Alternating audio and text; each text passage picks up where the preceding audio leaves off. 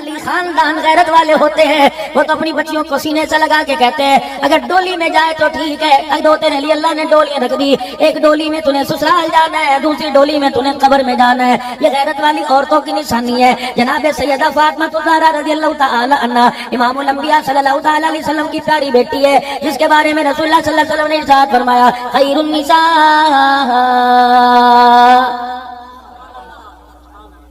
بہترین عورتوں میں عورت۔ کبھی فاطمہ کو بدعت منی کا، کبھی اپنی بچیوں کو افضل النساء کا۔ کیا منظر ہوگا جب دربار نساء لگا ہوگا، صحابہ اکرام رضوان اللہ تعالی علیہم اجمعین اپنے پورے ایمان کے ساتھ، اپنے روشن چہروں کے ساتھ رحمت والے نبی کی خدمت میں بیٹھے ہوں گے۔ رحمت والے نبی نے اعلان فرمایا میرے صحابہ آج میں تمہارے سے سوال پوچھوں جواب دو گے۔ رحمت والے نبی فرمائیے کیا بات ہے؟ آپ نے فرمایا میرے صحابہ بڑے بڑے علم کے پہاڑ بیٹھے ہو، علی علم کا دروازہ بیٹھا ہے، عبداللہ بن مسعود مفسر قرآن بیٹھا ہے، عبداللہ بن عباس رضی اللہ تعالیٰ عنہ بیٹھا ہے، اور لوگوں کاتب وحی امیر معاویہ رضی اللہ تعالیٰ عنہ بیٹھا ہے، عمر جس کی زبان پہ خدا بولے وہ بیٹھا ہے۔ آج مجھے جواب دو، میں سوال کروں گا خیر النساء، بتاؤ بہترین عورت کون ہے؟ آپ کی میری سمجھ میں آئے گا بہترین عورت وہ ہے جو غیر محرم مرد کے ساتھ کھڑی ہے اور اس کی فلیکس لگی ہوئی ہے اور وہ کوٹ مانگ رہی ہے۔ ابھی غیرت والی خیر والی عورت وہ ہے، عقل مند عورت وہ ہے جو سبزی والے کی سبزی اچھی لے کے آ جائے، کپڑے والے سے کپڑا اچھا لے کے آ جائے، 10 کی چیز 8 کے اندر لے کے آ جائے۔ اس سے بڑی صلاحیت والی عورت کوئی نہیں۔ کہتے ہیں میں تو 1000 روپیہ گھر دے کے اندر آ جاتا ہوں، مجھے نہیں پتا روٹی کتوں آندی ہے، میں تو گھر جاتا ہوں کھانا پکا ہوا ہوتا ہے، مجھے نہیں پتا بچوں کا یونیفارم کہاں سے آیا، ماں جانے بچوں کا اسکول جانے، ماں جانے دودھ والا جانے، ماں جانے سبزی والا جانے، ماں جانے عورت جانے، میری بیوی جانے آٹے کی چکی والا جانے۔ مجھے تو پکی پکائی ملتی ہے، مجھے یہ نہیں پتا کہ آٹا کہاں سے آیا، مجھے یہ نہیں پتا روٹی کہاں سے آئی۔ رب کعبہ کی قسم یہ غیرتی مانی کوئی نہیں ہے، بے غیرتی ہے۔ تجھے اتنا ہی نہیں پتا تیری بیوی تیری گھر کی عزت 12 گھنٹے تو اسے چھوڑ کے رہا، 8 گھنٹے بازار میں پھرتی رہی، بتا کس کو بھائی بناتی رہی، کس کو یار بناتی رہی؟ اسے بے غیرتی کہیں گے، اسے غیرت ایمانی نہیں کہیں گے۔ کہتا جی بازار والے مجھے اتنا نہیں جانتے جتنی میری بیوی کو جانتے ہیں، اور پھر بازار والے اتنا تجھے نہیں جانتے جتنا تیری بیوی کو جانتے ہیں۔ یہ اعلان تو نے کیا، ایک اعلان عرش عظیم کے مالک نے کیا کہ بازار والے تجھے اتنا نہیں جانتے جتنا تیری بیوی کو جانتے ہیں، جہنم والے تجھے اتنا نہیں جانتے جتنی تیری بیوی کو جانتے ہیں۔ نکال دیے غیرت کے جنازے۔ خیر النساء، گاؤں والوں تمہارے لیول کی بات کر کے جاؤں گا کیونکہ شہروں سے تمہارا واسطہ کوئی نہیں۔ بہت سکھی لوگ ہو، راتوں کو جلدی سو جاتے ہو، صبح اٹھ کے اللہ کو یاد کرتے ہو۔ ہمارے بازار راتوں کو بھی بھرے ہیں، صبح صبح ہمارے بازار میں کوئی دہی لینے گیا، کوئی دودھ لینے گیا، وہ آج کے رسول کیسے ہو سکتا ہے فجر کی اذان سننے کے بعد دودھ لینے چلا گیا، خدا کے آگے سجدہ کرنے نہیں گیا۔ مہندی کی رات بیٹی کی شادی، مہندی کی رات بہن کی شادی ہو، اللہ اکبر، اسی رات میں نے باپ کو شراب پیتے دیکھا، اسی رات میں بہن کے بھائی کو شراب پیتے دیکھا۔ میں نے کہا جس قوم کو شراب کے گھونٹوں میں مزہ آنے لگے انہیں زمزم پینے کی اجازت کون دے رہا ہے؟ جی میں کون ہوں؟ میں نے عبدالحنان صدیقی کہتے ہیں تو نے قرآن پاک کون سے سن میں پڑھا؟ جی میں نے 87 میں پڑھا۔ سنانا کون سے سن سے شروع کیا ہے؟ 90 سے میں نے سنانا شروع کیا۔ کب تک سناتا رہا؟ 2009 تک میں قرآن پاک تراویح میں سناتا رہا۔ اچھا جی تیرا استاد کون ہے؟ حافظ محمد اسماعیل۔ ان کا استاد کون ہے؟ مولوی محمد الطاف صاحب۔ اچھا پھر یہ سلسلہ چلتا رہا۔ ہاں جی آپ نے بخاری کہاں سے پڑھی؟ آپ نے ترمذی کہاں سے پڑھی؟ میں نے کہا میں نے موسیٰ خان بازی رحمۃ اللہ علیہ سے پڑھی۔ میں نے جامع سرجہ میں دورہ کیا، میں نے پٹیالہ گراؤنڈ میں فقہ کا کورس مکمل کیا، درس نظام میں کیا۔ پھر 96 کے اندر اللہ نے سال کی جماعت میں قبول فرمایا، 2009 میں اللہ نے پھر دوسرا سفر کروایا۔ اچھا یہ نسبتیں تیرے ساتھ ہیں؟ ہاں ہاں۔ کتنے بیٹے کتنی بیٹیاں؟ میں نے کہا 2 بیٹے 3 بیٹے 1 بیٹی ہے۔ اچھا ماشاءاللہ بچے بالغ ہیں؟ میں نے کبھی بالغ ہونے کو نہیں آئے، مکان ہے دکان ہے، جل جل شانو کا بہت شکر ہے۔ یہ کون ہے؟ یہ ایک نعت خان ہے، ساری زندگی حضور کی ثنا خوانی کرتے گزر گئی، اسی نعت خانی میں مکان بنا لیا، اسی میں اس نے اپنی گاڑی بنا لی، اسی میں 1 2 ایکڑ زمین لے لی، دودھ کے لیے سانی کے لیے 2 4 جانور خرید لیے۔ اچھا جی اس کے کتنے بچے ہیں؟ جی 4 بچے 2 بیٹیاں۔ ٹھیک ہے بالغ ہو گئے؟ جی ہاں بالغ ہو گئے۔ یہ کون ہے؟ ابھی 4 مہینے لگا کے آیا۔ یہ کون ہے؟ ابھی 7 ماہ کا سفر کر کے آیا۔ یہ کون ہے؟ ہر سال 4 مہینے لگاتا ہے۔ یہ کون ہے؟ فلانے ادارے میں کروڑ علی سال کے اندر شیخ الحدیث ہے، بخاری پڑھاتے 32 سال گزر گئے۔ میں نے کہا اس کے اولاد ہے؟ کہا جی جی اس کے اولاد ہے۔ میں نے کہا کتنے بیٹے؟ کا 3 بیٹیاں 4 بیٹے۔ میں نے کہا ایمانداری سے بتاؤ بخاری شریف پڑھانے والوں، عبدالحنان صدیقی آپ بھی بتا دو، نعت پڑھنے والوں، چلے 4 مہینے لگانے والوں، تم نے اپنی جائیداد میں سے بیٹیوں کا حق دیا کہ نہیں دیا. اگر سب نے یوں کر کے سر ہلا دیا, رب کعبہ کی قسم بخاری پڑھانے والا بھی جہنم میں جائے گا, چلے لگانے والا بھی جائے گا, اور لوگوں کو تقریر سنا کر ان کے دل میں لینے والا عبد الحنان بھی جہنم کے اندر جائے گا. ٹھیک ہے غلط کہہ رہا ہوں علماء کرام, ٹھیک کہہ رہا ہوں میرے بھائی. بِأَيِّ ذَنبٍ قُتِلَتْ,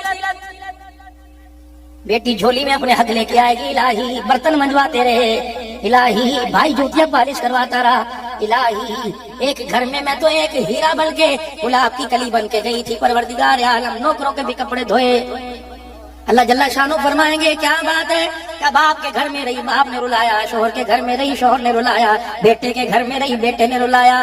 اللہ اکبر. اللہ فرمائیں گے کہاں کھڑے ہیں تینوں, یا اللہ وہ کھڑے ہیں. اللہ فرمائیں گے میں تو بات ہی نہیں کرتا ان لوگوں سے, یا یہ زمین کو دل تو ان سے پوچھ کہ تیرے حق انہوں نے کیوں لیے تھے. سارا مجمع سننے میں بھی بات پر عمل کرنے کا محتاج. آپ بھی میرے عزیز و عمل کی نیت سے سننا. قیامت کا دن ہوگا, خدا کی عدالت میں کھڑا کر کیا جائے گا. حاجی نماز والا پرچہ دے دو, کب سے تیرے پہ فرض ہوئی تھی اور کب تک پڑھتا رہا. نماز والا پرچہ مجھے حل کرنا پڑے گا. نفل اتنے ابابین چاس کے, اشراق کے, صلاۃ الحاجر, استخارہ, صلاۃ الاستخارہ, سہارے, نفل عیدین کی نماز, قیام اللیل کرتا رہا, تہجد پڑھتا رہا, 27 جاگتا رہا. یہ نمازوں کا پرچہ عبد الحنان حل کرنا پڑے گا. روزے کب فرض ہوئے تھے, اس وقت سے لے کے کتنے رکھے, عبد الحنان حل کرنا پڑے گا. زکوٰۃ اللہ نے مال دیا تھا, موقع پر ادا کرتا رہا, عبد الحنان حل کرنا پڑے گا. حج کیا تھا نہیں کیا تھا, باقی جتنے پرچے ہوں گے سارے پرچے مجھے حل کرنے پڑیں گے. میرا ایک پرچہ دنیا کا دستور ہے, کمرہ امتحان میں میرے رول نمبر پر کسی کو بٹھا دیا جائے, نقل کی کرنے کی وجہ سے, دھوکے کی وجہ سے 2 سال کے لیے بین لگ جاتا ہے, وہاں بین نہیں لگے گا. سارے پرچے مجھے حل کرنا پڑیں گے. ایک پرچہ جو میرے اخلاق کا ہوگا, اللہ فرمائیں گے یہ پرچہ تیرے سے نہیں لوں گا, یہ تیری بیوی سے لوں گا. اللہ فرمائیں گے بلاؤ اس کی بیوی کو, جی میرے اللہ جی, جی میرے پیارے جی, جی رحیم و کریم اللہ جی. اللہ فرمائیں گے جب سے دلہن بن کے آئی بتا تو صحیح, اخلاق والا پرچہ تو حل کر, تیرے سے مسکرا کے بات کرتا تھا یا تو جھڑک کے بات کرتا تھا. پھر اللہ فرمائیں گے تیری گردن پہ نا اپنی طرف سے خلافت ہے, یہ تیری گردن پہ نشان کیسا پڑا, یا اللہ جون کا مہینہ تھا, یا اللہ گرما سورج بھی آگ برسا رہا تھا, زمین بھی گرم تھی, اللہ ماں کمرے میں گھسی ہوئی بہن باہر نہ نکلی. مجھے پتا ہے میں نے اپنے شوہر کے لیے کھانا تیار کرنا تھا, آتے ہی کھانا مانگے گا. میں نے دھوپ کے آگے بیٹھ کے روٹی پکائی, چولہے کے آگے میں نے روٹی پکائی, سالن پکایا, ادھر ہنڈیا تیار ہو رہی تھی, ادھر میرا بچہ رونے لگ گیا, اسی کا بچہ تھا, یہ رونے لگا. میری ساس نے مجھے آواز دی, چھتی کر انی ہو گئی, تھلے ڈگنا پہ آئی. میں بھاگی جلدی سے, نمک والا ڈبہ جو میں نے کیا, میرا جھٹک کے یوں کر کے نمک ذرا زیادہ گر گیا. پروردگار عالم میری ماں تو نہیں آئی تھی, میرا ابا تو نہیں آیا تھا, وہ مجھے پنکھے کے نیچے بیٹھنے کا شوق تو نہیں تھا. میں جلدی سے اس کا بچہ سنبھالنے گئی, نمک زیادہ ڈل گیا. میں نے بڑی کوشش کی, سالن میں نمک نہ گزرا. میں رو رو کے کونے میں کھڑی تھی, اللہ یہ اس کا ہاتھ بڑا زوردار ہے, میرے سے برداشت نہیں ہوگا, اللہ بچا لے, اللہ بچا لے. جب یہ گھر آیا اس نے اپنے ہاتھ دھو کے کہا لے روٹی لے کے آ. میں نے کہا اللہ میری سانسیں نہیں کر رہی ہیں, بچا لے. جب سالن آگے لا کے رکھا, اس نے ایک لقمہ کھایا. کوئی پارٹی دکان پہ اس کی دکان کا سامان کا پیسے لینے کے لیے آئی, اسے نہ دے سکا, غصہ میرے پہ اتارا. اس نے روٹی کا لقمہ منہ میں ڈالا, کر نمک کیوں ود پہ گیا.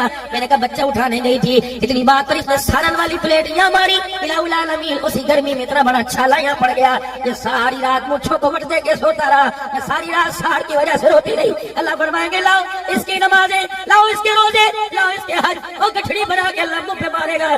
آپ نے فرمایا جو گھر والوں کے لیے اچھا نہیں, میرے نزدیک وہ آدمی کو اچھا کہہ تو میری خدائی گوارا نہیں کر رہی ہے. خیرکم خیرکم لأہلی وانا خیرکم لأہلی, اور تم میں سب سے بہترین وہ ہے جو اپنوں کے لیے بہتر ہو.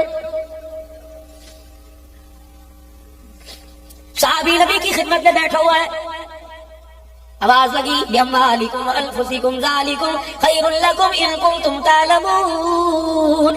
اللہ کے راستے میں اپنی مال ڈال کر نذرانہ پیش کرو, تمہارے حق میں بہتر اگر تم جانتے ہو. صبح سے ایک صحابی کونے میں بیٹھا ہوا, کوئی آ رہا ہے جو کا توڑا, کوئی ستو, کوئی آ رہا ہے کپاس, کوئی چاول, کوئی کچھ لے کے آ رہا ہے. آپ کی نظر اٹھی, شفقت والی نگاہ اٹھی. آپ نے فرمایا میاں کیا بات ہے, اٹھتا ہے تو بیٹھتا نہیں, بیٹھتا ہے تو اٹھتا نہیں, اٹھتا ہے تو چلتا کوئی نہیں. حضور کے پاس آیا, موٹے موٹے ہنجروں کے ساتھ رونے لگا. اس کے آنسو حضور کے پیروں پہ گرنے لگے. ماؤں سے زیادہ پیار کرنے والے, باپ سے زیادہ شفقت کرنے والے, نبوت والا سر پہ ہاتھ پھیرا. کیا بات ہے, رونا کیوں ہے؟ یا رسول اللہ کوئی کھجور لا رہا, کوئی چھوارا لا رہا. ہائری میری بد نصیبی, میرے گھر میں کچھ ہی نہیں, میں بھی کچھ لے کے آتا تھا. آپ نے اپنے نبوت والے ہاتھوں سے یوں آنسو صاف کیے. آپ نے فرمایا گھر میں بیوی بچے ہیں کہ جی. فرمایا کوئی کھجور کی گٹھلی پڑی ہوگی کہ جی یہ کیا پتا ایک آدھ دانہ کھجور کا ہو. فرمایا جلدی کر جا اور گھر کے اندر وہ کھجور کا دانہ تلاش کر. اگر وہ ملے اپنی بیوی کے منہ میں پیار سے ڈال دے, تیری بیوی کھجور کا دانہ کھائے گی. پورے مدینے والوں نے جتنی خیرات کی تجھے سب کے برابر ثواب مل جائے گا. او لوگو گھر آیا کرو, کبھی خالی ہاتھ نہ آیا کرو. نہ 200 روپے کا فروٹ 50 روپے کا خالی ہاتھ نہ آیا کرو. ہم نے بڑوں سے سنا تھا کہ کوئی آدمی اپنے گھر خالی ہاتھ آتا ایسا جیسے قبرستان سے آیا ہوا ہوگا. پھر گھر میں لاؤں تو کس کو دوں؟ بیوی کو دوں, بیٹے کو دوں, بیٹی کو دوں. چلو چلو دروازہ کھٹکھٹاؤ. گنبد خضرا کے مکی کا سرکار. امت یہاں پھر ڈاواں ڈول ہو گئی. میرا ایک بیٹا ایک بیٹی ہے, دونوں میں 8-9 مہینے کا فرق ہے. وہ بھی ابو ابو توتلی زبان سے کہتا ہے, یہ بھی ابو ابو توتلی زبان سے کہتی ہے. اے اللہ کے نبی جب میں گھر آؤں میں فروٹ کا تھیلا لے کے آتا ہوں. دونوں چرپائی سے کود مارتے ہیں اور بھاگے بھاگے آتے ہیں. کہتے ہیں ابا آ گیا ابا آ گیا, اور دونوں تھیلی کی طرف لپکتے ہیں. حضور بتلاؤ تھیلی بیٹے کے ہاتھ میں دو کہ بیٹی کے ہاتھ میں؟ سرکار چاہو کہ بیٹی کے ہاتھ میں تھیلی پکڑا, کیا پتہ سسرال میں جانے کے بعد فروٹوں کی تھیلی ہاتھ میں آئے گی یا ساری زندگی جھاڑو اس کے ہاتھ کے اندر آئے گی.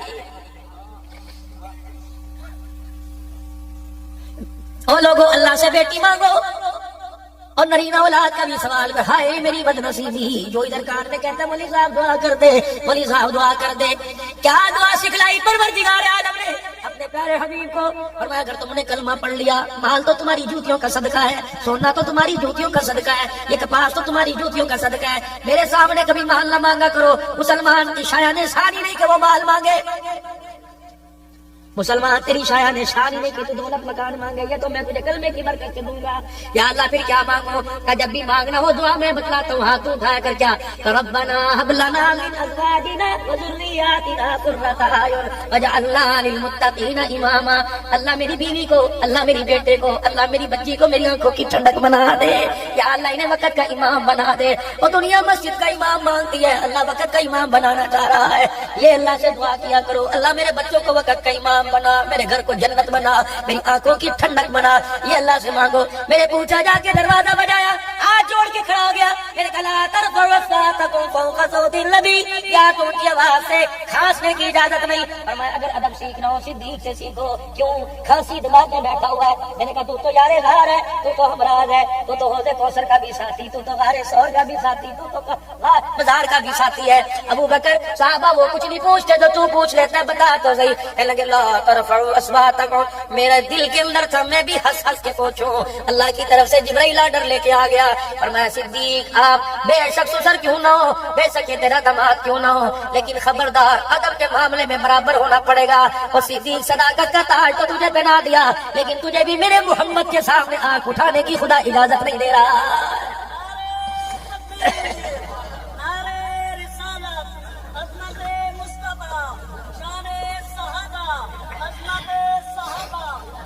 بیٹی پیدا ہو جس کے گھر کے اندر,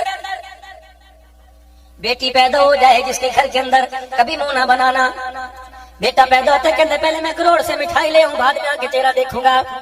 دروازے پہ ناچنے گانے والے, مبارک دعوت دینے والے کھڑے ہو گئے. 100 کی گڈی کھول کے نوٹ دیتا, تھکتا ہی کوئی نہیں. پر بیٹی پیدا ہو گڑ کی ڈلی نہیں بانٹتا. یہ علماء اکرام سرپرستی فرمائیں گے. فرمائے بیٹی جس کے پیدا ہو کروٹ بدل کے لیٹر سوچ رہے کیا کروں گا. فرشتہ آسمان سے اترا اور آ کے اس کے سر کے بالوں میں ہاتھ پھیرتا ہے, اور بعض جگہ اس کے کندھے پہ تھاپی مارتا ہے. کہتا اٹھ, پریشان کیوں ہے؟ اس وجہ سے اللہ جل شانہ جی نے آپ کو بیٹی عطا فرما دی. اللہ فرماتے غم نہ کر, تیرے غم میں نے اپنے ذمہ لے لیے, تیری پریشانیاں میں نے ذمہ لے لی. اللہ فرماتے تجھے بیٹی کا باپ بنایا, قدم اٹھانا تیرا کام ہے, ہر قدم پر امداد آسمان سے اتار دینا میرا کام ہے. پریشان نہ ہونا, میں نے بیٹی دی ہے. رحمت دو عالم علیہ السلام کی بات آپ نے فرمایا خیر النساء, بہترین عورت کون ہے؟ جو یہاں سے رکشے میں بیٹھے ہیں سارے گھر کا سامان لے کے, مرد کو پتہ بھی نہ چلے لے کے آ جائے, یہ بہترین عورت ہے. بہترین عورت کیوں کون ہے؟ جو معاملہ کے دفتر کے اندر جا کے بجلی کے بل میں کمی کرا کے آ جائے. بہترین عورت وہ ہے جو زکات کے آٹے کے چھیلے تقسیم ہو ایک کے چکر میں 2 لے کے آ جائے. بہترین عورت وہ ہے جو الیکشن مہم میں الیکشن جیت کے 50,000 ووٹوں کی مالک بن کے اسمبلی کے اندر چلی جائے. بہترین وہ ہے جو تیرے علاقے میں واٹر سپلائی کا افتتاح کرے. نہیں, بہترین عورت کون ہے؟ سارے صحابہ موجود. حضور نے فرمایا خیر النساء. بہترین عورت کون ہے؟ صحابہ اکرام نے اپنی اپنی طاقت عقل کے مطابق جواب دیے. حضور نے کسی کو منع نہیں کیا. آپ نے انہیں فرمایا نہیں, صحیح نہیں. سارے صحابہ بیٹھے. آپ نے فرمایا تم صحیح کہہ رہے ہو لیکن میرے جواب کا یہ مطلب نہیں. علی انا مدینہ العلم علی بابھا. اٹھو, آپ تو علم کا دروازہ ہو. یہ خیر النساء کا مطلب کیا؟ جب ابو بکر جیسے جواب نہ دے سکے, عمر جیسے کاتب وہی, معاویہ جیسے علی کیا جواب دے گا؟ اور میں سب سے پیچھے بیٹھا تھا. میں اٹھا, میں سیدھا خاتون جنت کے گھر اپنے گھر چلا گیا. میں نے کہا فاطمہ علی کیا بات ہے؟ پہلے پانی پی, ٹھنڈا سانس تو لے. کہا اللہ اکبر. آج تیرے ابا جان نے مسجد نبوی میں صحابہ کی جھولی میں ایسا سوال ڈال دیا کہ جواب کسی کو آنا مشکل ہو گیا. کیا مطلب؟ خیر النساء کون ہے؟ میں نے ہاتھ پہ ہاتھ مارا. علی یہ بھی کوئی مشکل سوال ہے؟ اللہ اکبر. ادھر میں تیرے کان میں بتاؤں تو مسجد میں جا کے اعلان کر دینا, آج تیرے نمبر مل جائیں گے. سیدہ فاطمہ نے کان میں کوئی گھسر کر دی, کوئی بتا دیا. علی وہ ڈائیاں مار دے, چھلاکے مار دے, مسجد میں چلے گئے. یا رسول اللہ مجھے جواب آتا ہے. آپ نے فرمایا کیا؟ پوچھیے آپ نے کیا سوال کیا؟ خیر النساء بہترین عورت کون ہے؟ علی کہنے لگے جی میں بتاؤں. آپ نے فرمایا بتا. بہترین عورت وہ ہے کہ جس نے ساری زندگی میں کسی غیر محرم کا چہرہ نہ دیکھا اور غیر محرم نے ساری زندگی میں اس کا چہرہ نہ دیکھا ہو. اللہ اکبر. رحمت والے نبی علی کی طرف دیکھ کے ہنسنے لگ گئے. پھر اچانک ہنستے ہنستے آنکھوں میں آنسو آئے. پھر نبوت والے دامن کے دونوں کونے پکڑ لیے. پھر کونے اپنے ہاتھ میں لے کے حضور فرما رہے اے اللہ میری فاطمہ کو جزا دے دے. اللہ جنتی عورتوں کی سردار کا تاج دے دے, اس کے جوانوں کو جنت کی سرداری کا تاج دے دے. اللہ میری فاطمہ کے درجے بلند کر. صحابہ سر جھکا کے جواب تو علی نے دیا, دعا فاطمہ کو مل رہی ہے. یہ آواز میرے نبی کے کان میں پہنچی. آپ نے فرمایا صحابہ بتاؤ تو صحیح کیا خاموشی سے بات کر رہے ہو؟ اے یا رسول اللہ سمجھ نہیں آیا. جواب علی لے کے آیا اور بول اور دعا فاطمہ کو مل رہی ہے. آپ نے فرمایا میں نہیں بتاتا, علی سے پوچھو جواب کس نے دیا. علی نے کہا ہونٹ میرے ہلنے ہیں, جواب تو محمد کی بیٹی فاطمہ تو زہرا نے دیا.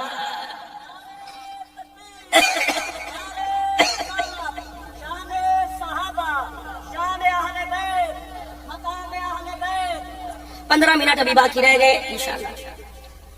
چل لے. ادھر بیٹی بیٹھی, ادھر بیوی. بیٹی سے پوچھو کیا چاہیے؟ کہتی ابو جی بس مجھے بہترین سا جہیز دے دینا. ابو جی مجھے شادی والے دن بہترین جوڑا بنا دینا. بیوی سے پوچھو کیا چاہیے؟ سونے کی چوڑیاں چاہیے. واہ محمد کے گھرانے والوں, تم ساری کائنات کے لیے مثال بن کے چلے گئے. بچے بچوں میں مثال, بڑے بڑوں میں مثال, بوڑھے بوڑھوں میں مثال, جوان جوانوں میں, عورتیں عورتوں میں مثال. بیٹی کی طرف ہاتھ کیا. بیٹی نے 4 انگلی اپنی مٹھی میں لی.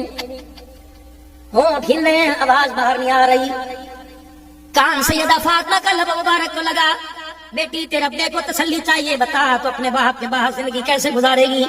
سیدہ فاطمہ نے ابا کے سینے پہ گر کے کہا ابا میں تو آپ کے بعد رہنا ہی نہیں چاہتی, میں زندگی کیسے گزاروں گی؟ پھر فرمایا بیٹی ٹھیک ہے, پھر پہلی دھوئی میرے سے آ کے ملے گی. سیدہ عائشہ کی طرف کیا عائشہ تو میرے بعد زندگی کیسے گزارے گی؟ اما عائشہ نے حضور کے سینے پہ ہاتھ پھیرا. کملی والے میری طرف سے تو کم سے کم پریشان نہ ہونا, وعدہ کر کے جا رہی ہوں کہ میدان صلی اللہ کے دربار میں پوچھ لینا. وعدہ کر کے جا رہی ہوں. باپ کے گھر میں تھی تو چہرہ باپ نے دیکھا, تیرے گھر میں آئی تو تیرے چہرہ دیکھا. وعدہ کرتی ہوں تیرے جانے کے بعد اتنا چھپاؤں گی کہ آسمان کا سورج بھی دیکھنے کو ترس جائے گا.